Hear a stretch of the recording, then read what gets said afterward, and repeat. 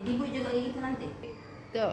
Selamat pagi dan salam sejahtera bagi kita semua. Perkenalkan, nama saya Loli Kristiani Lumban Tobing, berasal dari UPT SD Negeri 06662.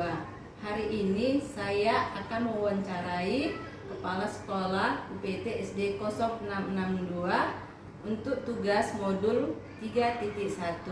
Baik, sekarang akan saya perkenalkan dengan Assalamualaikum warahmatullahi wabarakatuh. Selamat pagi, salam sejahtera bagi kita semua.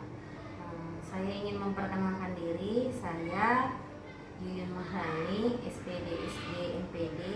Saya Kepala Sekolah UPT SDN 06662, Jalan Parkir Raya, Kecamatan Medan Denai. Sekian, assalamualaikum warahmatullahi wabarakatuh. Baik Ibu, sudah siap untuk diwawancara Ibu? Ya, mudah-mudahan siap Ibu. Pertanyaan pertama, selama ini bagaimana Ibu dapat mengidentifikasikan kasus-kasus yang merupakan dilema etika atau pembangunan moral? Ketika saya menghadapi kasus-kasus yang merupakan dilema etika, baik itu dari guru ataupun dari orang tua siswa, saya akan mendalami bagaimana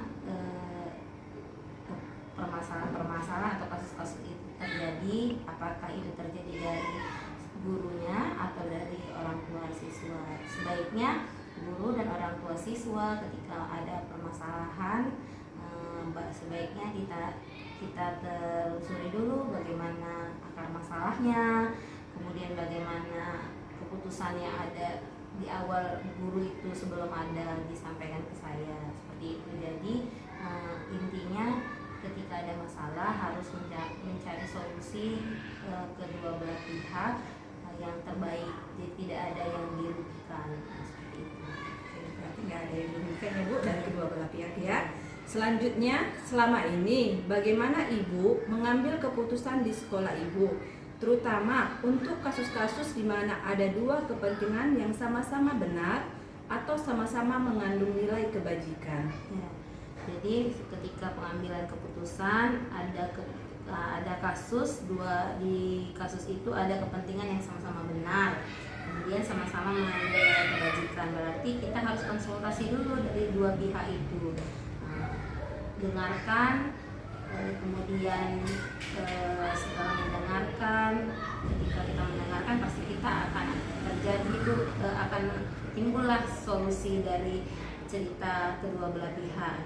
Artinya dua belah pihak itu sama-sama mengaku benar, jadi tidak mau ada yang mengalah gitu kan. Jadi kita cari solusi, intinya dua-dua ini tidak merasa dirugikan, dua-dua ini tidak ada rasa saya pilih kasih gitu kan, tetapi saya mencari yang mana yang paling benar.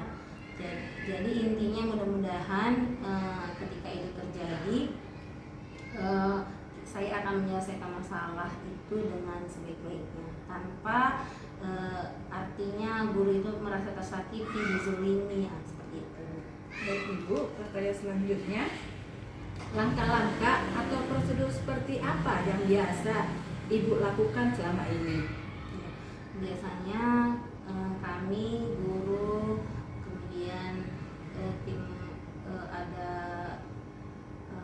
operator guru, kemudian komite sekolah, kami akan duduk bersama rapat untuk menyelesaikan masalah. Artinya semua berbagai pihak, walaupun itu dari segi guru, komite sekolah, saya akan mendengarkan masukan, solusi, dan kita akan bermusyawarah mencapai keputusan yang paling baik. Seperti itu Bu. Berarti harus ada musyawarah ya. Oke, selanjutnya Bu, apa saja yang selama ini Ibu anggap efektif dalam mengambil keputusan pada kasus-kasus dilema etika? Jadi kita harus berdiskusi, memang kan kalaupun tidak bisa mencapai rapat, mana tahu ada hal-hal atau waktu yang tidak bisa disampaikan secara bersama, kita bisa berdiskusi dengan tim kurikulum atau tim apa namanya Bu sekarang yang tim kekerasan anti bullying kan ada guru tim koordinator, jadi kita bisa mencapai bagaimana keputusan itu pasti tidak berpihak kepada satu orang, tapi berpihak pada kebersamaan untuk kepentingan sekolah dan kepentingan warga, kepentingan siswa dan kepentingan sekolah. Oke, baik Ibu, pertanyaan selanjutnya ya Ibu.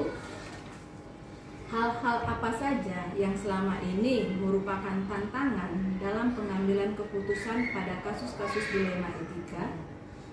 Kadang-kadang kan Bu punya saya sebagai kepala sekolah, rekan-rekan guru kadang-kadang ketika kita sama-sama berdiskusi ada masukan dari guru satu, guru yang kedua berbeda. Jadi ketika di situ ada perselisihan pendapat, jadi perselisihan pendapat itu akan diselesaikan dengan saya sebagai pimpinan mencari yang terbaik. Jadi jangan ada perselisihan paham itu sampai tidak menjadi lingkungan yang kondusif di sekolah. Jadi guru satu dengan guru yang lainnya tetap akur.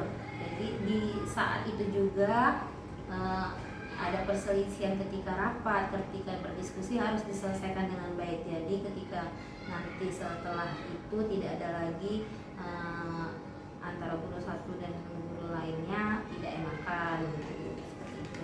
Ya. Oke Ibu, selanjutnya apakah Ibu memiliki sebuah jadwal tertentu dalam sebuah penyelesaian masalah etika? Apakah Ibu langsung menyelesaikan di tempat atau memiliki jadwal untuk menyelesaikan bentuk atau prosedur seperti apa yang Ibu jalankan? Kadang-kadang kalau ada masalah penyelesaian masalah etika itu terjadi di lingkungan sekolah dan itu bisa diselesaikan secepatnya, pasti diselesaikan secepatnya.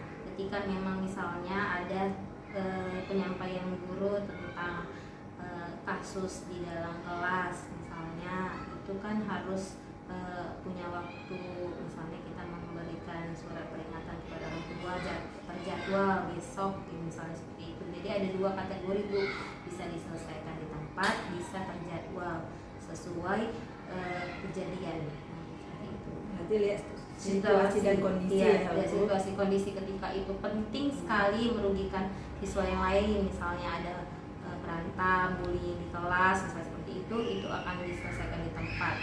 Tapi kalau misalnya kejadian itu misalnya siswa tidak hadir seperti itu ya Bu, nah itu bisa diselesaikan secara terjadwal sesuai kondisi dan apa masalahnya. Baik Ibu, pertanyaan selanjutnya, adakah seseorang atau faktor-faktor apa yang selama ini mempermudah atau membantu Ibu dalam mengambil keputusan dalam kasus-kasus dilema etika? Saya untuk pengambilan keputusan itu, saya kan sudah melihat bagaimana kondisi guru, kemudian pengalaman guru. Saya biasanya berdiskusi kepada satu atau dua guru yang menurut saya bisa menambah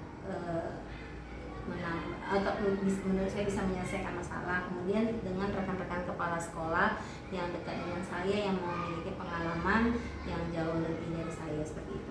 Baik Ibu, pertanyaan terakhir Ibu, dari semua hal yang telah disampaikan, pembelajaran apa yang dapat Ibu petik dari pengalaman Ibu mengambil keputusan dilema etika? Nah, jadi ketika kita mengambil keputusan, kita tidak bisa mau mengambil keputusan itu secara tergesa-gesa atau mau menang sendiri, tetapi harus keputusan bersama satu. Kemudian kita harus tahu juga akar masalahnya dan sesuai dengan